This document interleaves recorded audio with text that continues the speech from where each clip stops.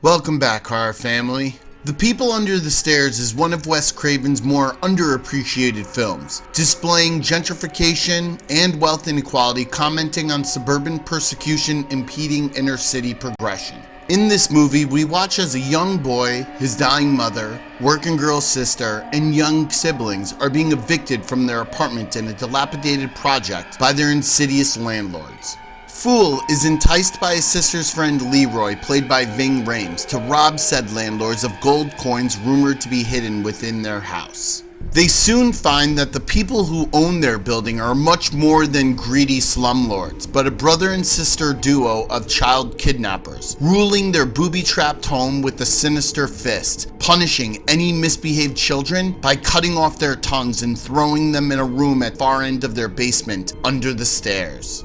Now, with theaters full of remakes and sequel after sequels within the horror genre, I feel that maybe a return to the classics is what we need. A sequel wouldn't do this movie justice. In my opinion, a prequel is needed. A film explaining the bizarre relationship between this brother and sister who refer to each other as mommy and daddy, and how their house of horror was constructed at the same time stealing money from the city residents who heard whispered rumors about the terrible things occurring within the walls of their suburban house.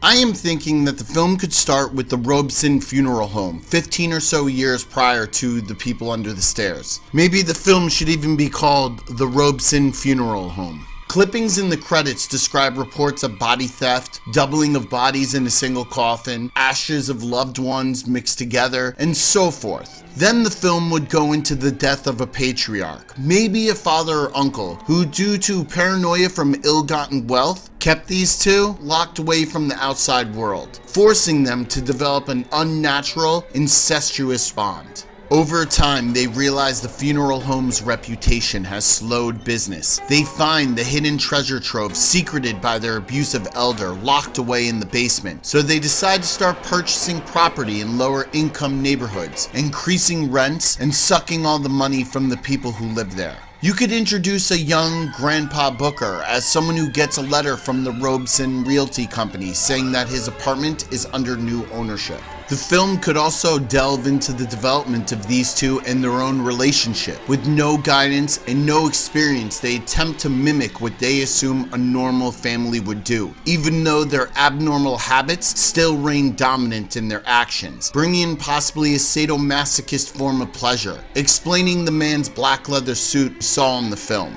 Over time, the woman demands to have a child, and one night the man, while dressed in his leather outfit, goes to a home close to the edge of the suburbs and kills a family, stealing their young son. There is a lot of the lore that can be elaborated on, with the man disposing of the bodies in the basement, as we saw he did with Leroy's partner Spencer, amongst the other human remains in the liquid. Maybe even introduce the cannibalistic story plot into it. At the beginning of The People Under the Stairs, we see Daddy sitting by a fire eating a large rack of ribs. He spits out a piece of metal and says, "Damn buckshot." We assume it is a deer or something he shot himself, but later on he has Leroy's body hanging over the opening in the floor and begins severing off organs and eating them raw, throwing the pieces to the boys locked under the stairs. What if we see him shoot the father of the child he kidnaps with a buckshot, and next scene is mommy holding the baby, and he is sitting by the fire eating a large rack of ribs, spitting out a piece of buckshot and saying the same thing.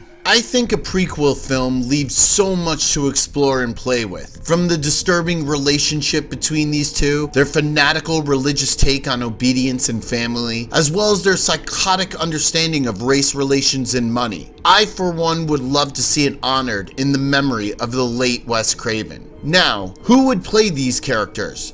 For the part of Daddy, there is one person I had in mind, and that is Will Poulter. His appearance is very close to that of Everett McGill, and I think that if his hair is dyed black and slicked back, it would be a spitting young image of the character. He is a fantastic actor who has worked in horror films before, as he was the original casting choice for the newer rendition of Pennywise, and feel he could pull off the controlled patriarch of a disturbed family dynamic. And now for Mommy. the obviously more deranged of the two. I thought that maybe Emma Stone would be the best choice, but then I came to the conclusion that Riverdale's Madeline Pesh would be amazing. With bright red lipstick and an out-of-touch hairstyle, she could pull a crazy young version of the same character Wendy Roby played almost 30 years ago.